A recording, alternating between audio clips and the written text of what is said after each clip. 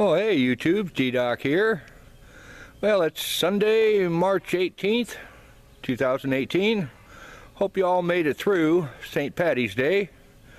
I kind of give up partying years ago, so I'm okay. But what's on the menu today and what am I looking at? Well, I just finished working on the 1997 F-150. After I got my paycheck last Friday, went to gas up the truck, and as I was gassing up the truck, let me grab my flashlight here. Oh, I noticed let's get the flashlight on.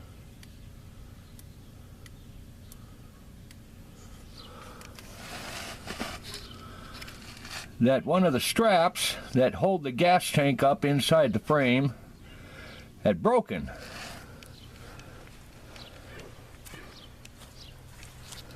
I've got what's left of it over here on this piece of plywood, and as you can see, a piece had broken off of it. Over on this end, it had an end that came up, angled over, the bolt went up through it to hold it on the inside of the gas tank, inside of the structure up to the body of the truck. And over on this end, on top of this piece, there was a piece on it goes like that, shaped like that. And that goes up into a slot, then you turn it like this and it hooks onto there, and you go over the other side and you shove that bolt up in the other hole and you tighten it up, and that holds the gas tank up inside the frame. Of course, there's a little piece of rubber matting goes on top of this inside here. So I had to kind of figure out how to fix that, because I got to go to work tomorrow. So I had to get kind of use a little bit of ingenuity and come up with something. So here's what I came up with. I have several strips. It's approximately a little over an inch wide, perforated here and there.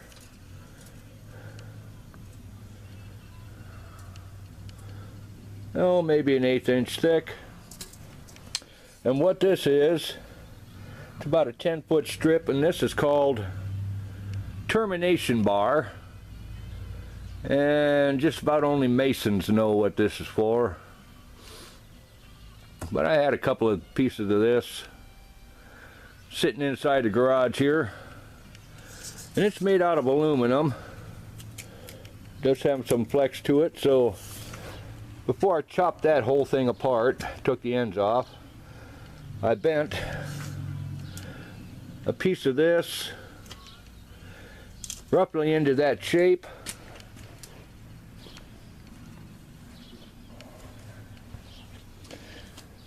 Then I cut off another piece of it and bent that in the same shape. So I've got them side by side. Drilled some holes, and I'd cut off those ends of that strap. Drilled some holes in it to correspond with the holes in this. And I attached the piece, two pieces side by side. Attached those pieces on and use that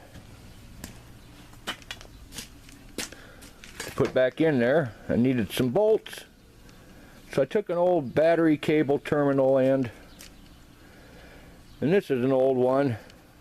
Had a couple of bolts here, and on the back side it had the nuts that are recessed down into the structure. So I just unscrewed the bolts a bit, popped the nuts through, took them off. And I always hold on to these old battery terminals just for that reason. You can see this one. Maybe you can, maybe you can't.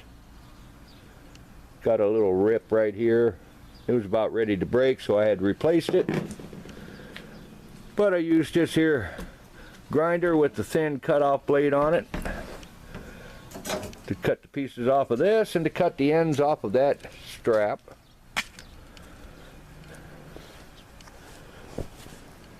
And I used that to make a new one. Let's see if we can crawl down in here, move my tools out of the way. Let's make sure we get flashlight in case it gets dark. Let's go down in here and see what I did, if we can. So there's the nuts I was talking about, and right here at the flashlight, let's see, right there is the end I cut off of the original strap, and that's got that dovetail end, goes up and you twist it sideways and it holds it up. So I don't know if we're going to be able to see up here.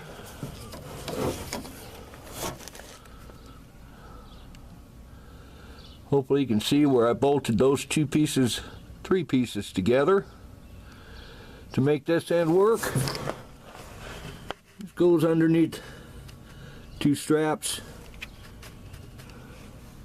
Here's that piece of rubber I put back in. Now these two straps together were wider than the original strap, so this piece of rubber doesn't come out this other side, but I'm not too worried about that. I made sure it stuck out here in the front to keep any kind of debris and mud and slime, water, all of that from getting up underneath these straps. Now these are aluminum, so I'm not worried about them rusting. Well, let's crawl underneath here. Get a look up here. And you can kind of see there. Let's see if I can get my other hand around with the flashlight.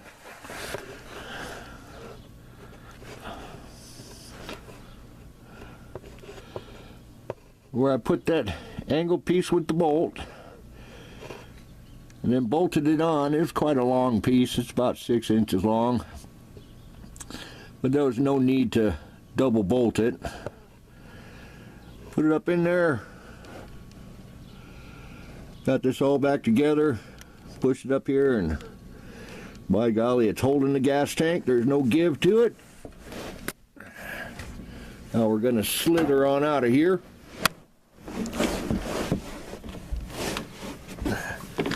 Now, here's the original on the front side. It's just a thin strap. You can see the rubber front and back, so what I made over here is a little bit wider, but I'm not too concerned about it. And I just cut the end off right here from the back strap and bolted it onto those other pieces. Now, the big question is this structurally strong enough to hold? Well, I don't know. That's some pretty stout stuff. All it's got to do is hold up the gas tank. It's not going to rust. So I'll just have to keep an eye on it and make sure that it doesn't wear itself out here at the nuts. Wear a hole through. Just have to keep an eye out on it. Maybe periodically I'll have to replace it with more straps. We'll see. I do have some 16 gauge steel.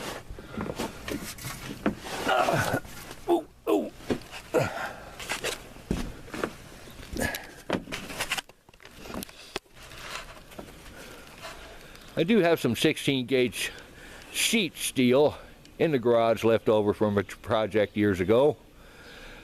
But if worse comes to worse, that's not really thick enough. I might have to double up on the straps, but if worse comes to worse, I could form a couple of straps at the original width and use that instead of the aluminum replacements I've used now, but we'll keep an eye on it. So I'm pretty pleased with the end result. While we're here, it's Sunday morning, I haven't started this truck since Friday when I parked it after cashing my check. Didn't want to drive it around with that broken strap. The only thing that had been holding it on, the back on, is where the rubber tube from the neck goes through the frame. That was holding it up. So I didn't want to chance my luck and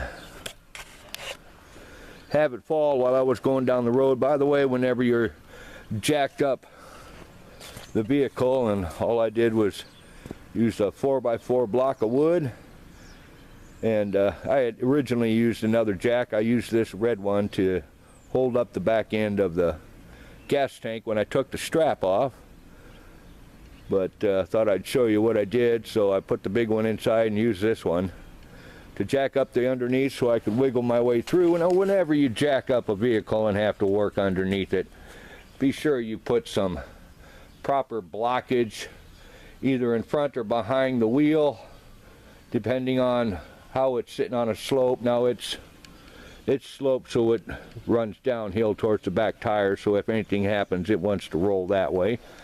So I put a big brick underneath both front tires just in case.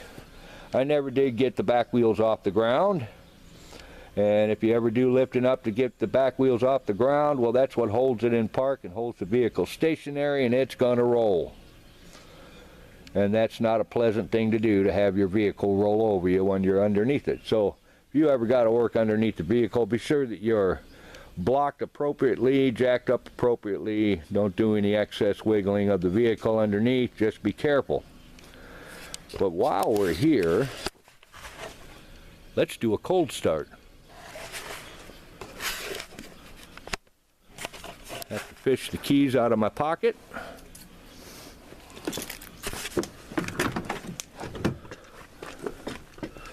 I got my tools spared out. I was looking for a 9/16 socket. I never did find it. That's because it's inside while I'm working on the motorcycle.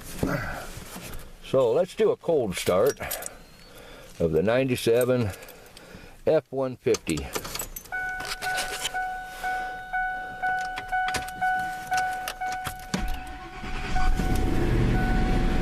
All right.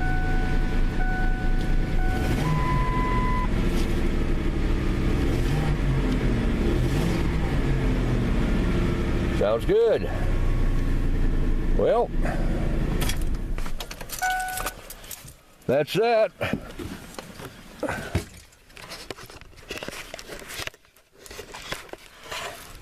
Thanks for watching, viewing, commenting. Sorry you didn't get to see all the action, but it was kind of cut up in what I had to do. Pull some pieces out. It fought me a little bit. Had to get the pieces, match them, bend them up, and I don't do a lot of editing on my videos.